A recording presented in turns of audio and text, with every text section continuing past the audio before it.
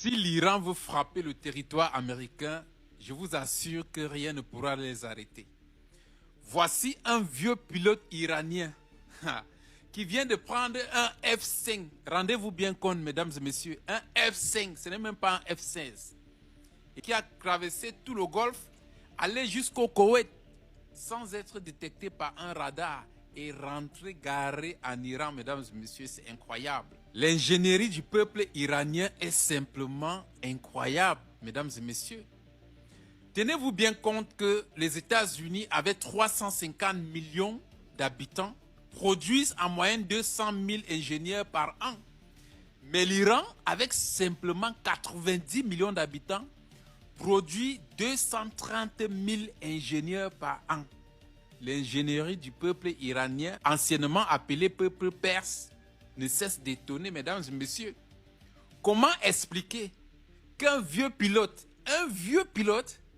prend un F-5, il traverse les Émirats arabes unis, l'Arabie saoudite, il va jusqu'au Koweït, et puis il retourne et il n'est pas détecté par les radars. Aucun radar n'a pu détecter un aéronef aussi ancien qu'un F-5. Mais si les Iraniens décident aujourd'hui, ils mettent les moyens sur pied d'aller atteindre le territoire américain, rien ne pourra les arrêter. C'est très visible de constater aujourd'hui que, franchement parlant, les États-Unis ont pris un très grand retard.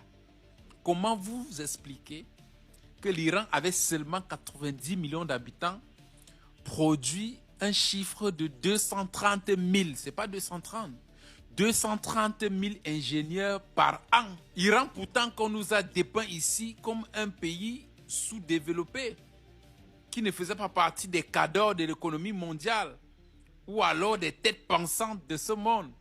Mesdames et messieurs, comment est-ce qu'on a fait pour nous faire accepter l'idée d'un Iran aussi basse? Comment expliquer qu'avec tout ce qu'on nous dit, c'est une dictature? On a dépeint l'Iran de tous les noms diaboliques qui puissent exister. On n'aurait même jamais imaginé qu'en Iran, les gens vont à l'école.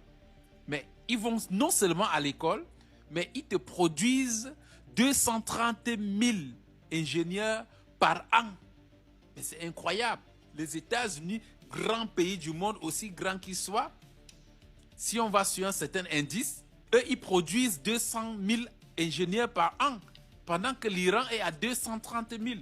Mesdames et messieurs, imaginez sur 15 ans, sur 20 ans, les États-Unis ne pourraient pas parler en termes d'ingénierie devant l'Iran. En termes d'invention ou d'innovation, ils ne pourront plus parler devant l'Iran. N'en parlons même pas des pays comme la Chine. Il y en a ici qui vont venir vous surprendre en disant que non, la Chine ne peut pas se comparer aux États-Unis.